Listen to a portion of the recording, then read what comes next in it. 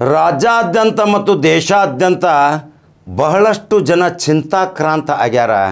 ಯಾಕೆ ಚಿಂತಾಕ್ರಾಂತ ಆಗ್ಯಾರಂದ್ರೆ ಎಂತೆಂಥ ವೈರಸ್ಗಳು ಬರಾಕತ್ತಾವ ವಿದೇಶದಿಂದ ಮತ್ತು ತಲ್ಲಣಗೊಂಡಾರ ಪಾಪ ಜನ. ಮೊದಲು 2009 ಕೊರೋನಾನ ಇನ್ನು ನಿಟ್ಟುಸಿರು ಬಿಟ್ಟಿಲ್ಲ. ದಂಧೆಗಳು ಹಾಳಾದು, ವ್ಯಾಪಾರ ಹಾಳಾದು, ರೊಕ್ಕ ಹಾಳಾತು, ಅಂಗಡಿಗಳು ಬಂದಾದು, ಇನ್ನೂವರೆಗೆ ಸಾಲ ಮುಟ್ಟುವಾತು ಅನ್ನೋ ಪರಿಸ್ಥಿತಿ ಇರುವಾಗ ಸಹಿತ ಈಗ ಮತ್ತೊಂದು ವೈರಸ್ ಬರಾಕತ್ತೈತೆ ಅಂತೇಳಿ ಭಯಗೊಳಿಸಾಕತ್ತಾರ.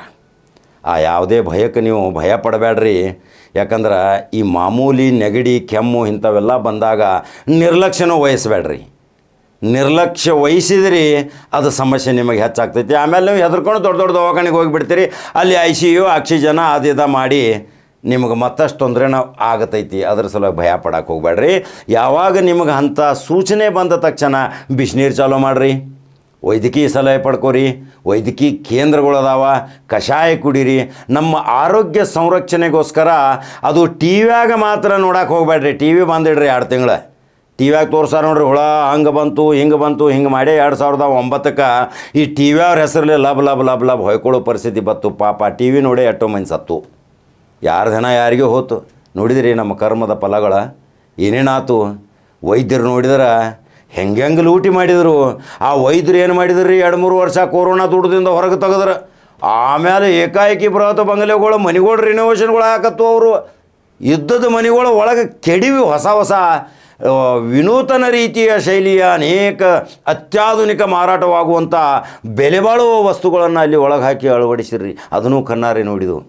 ಆದರೆ ಬಡ ಜನರ ರಕ್ತ ಕುಡಿದು ಏನು ವೈದ್ಯರಿಗೆ ದೇವರಂತೀವಿ, ನೀವು ಬಡ ಜನರಿಗೆ ಸುಳ್ಳು ಹೇಳಿ ಬಡ ಜನವರಿಗೆ ಆ ಚೆಕ್ಕಿಂಗು ಈ ಚೆಕ್ಕಿಂಗ್ ಅಂಥೇಳಿ ನೀವೇನು ಲೂಟಿ ಮಾಡಾಕತ್ತೀರಿ. ನಿಮಗೆ ಪಾಪ ಮಾತ್ರ ಪ್ರಜ್ಞೆ ಕಾಡುವುದು, ನಿಮಗೆ ಶಾಪ ಅದು. ಎಷ್ಟೋ ಜನ ಇವತ್ತು ವೈದ್ಯರೇ ದೇವೇ ಭವ ಅಂತಾರ, ವೈದ್ಯ ದೇವರು ಅಂತಾರ. ಅಲ್ಲಿ ಹೋದ ತಕ್ಷಣ ಅವನು ಅಲ್ಲಿ ಚೆಕ್ ಮಾಡಿಸ್ಬೇಕು, ಇಲ್ಲಿ ಚೆಕ್ ಮಾಡಬೇಕು, ಎಲ್ಲ ಕಮಿಷನ್ ದಂಧೇರಿ. ಉದ್ಯೋಗ ಹೆಂಗೆ ಮಾಡ್ಬೇಕನ್ನೋದು ಇವತ್ತು ವಿಚಾರ ಮಾಡಾಕತ್ತಾರ. ಅವರು ಲೂಟಿ ಹೆಂಗೆ ಮಾಡೋದು ವಿಚಾರ ಮಾಡಾಕತ್ತಾರ.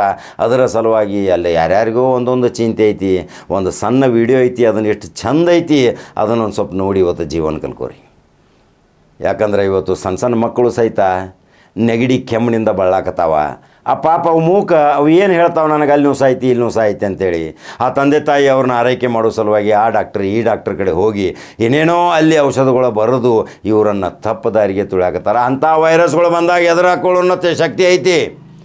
ಆ ಶಕ್ತಿ ನಾವು ನಿರ್ಮಾಣ ಮಾಡ್ಕೊಳ್ಳೋಣ. 2009 ಪರಿಸ್ಥಿತಿ ನೋಡಿದಿರಿ. ಪಾಪ ಎಲ್ಲೆಲ್ಲೋ ಹೆಣಗಳು ಬಿದ್ದು ಎಲ್ಲೆಲ್ಲೋ ಅಂಜಿ ಹೋಗಿಬಿಟ್ರು. ಆದರೆ ಭಯಪಡಿಸುವಂಥವರಿಗೆ ನೀವು ಎದುರಾಗಿ ನಿತ್ರ ಆ ಭಯ ವಾತಾವರಣನ ದೂರ ಆಕೈತಿ. ಒಂದು ಚಂದ ಒಂದು ವಿಡಿಯೋ ಐತಿ, ಅದನ್ನು ಹಾಕಾಕತ್ತೀನಿ.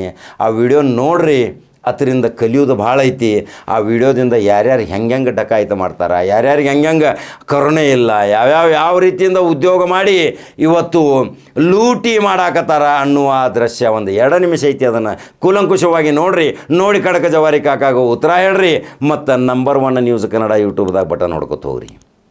ಮತ್ತು ಫಾಲೋ ಮಾಡ್ಕೊತ ಹೋಗ್ತಿರಲ್ಲ, ಅನಿಸಿಕೆಗಳನ್ನ ಹಾಕ್ರಿ. ಭಾಳ ಚಂದ ಐತೆ ಅದನ್ನು ಸಂದೇಶ.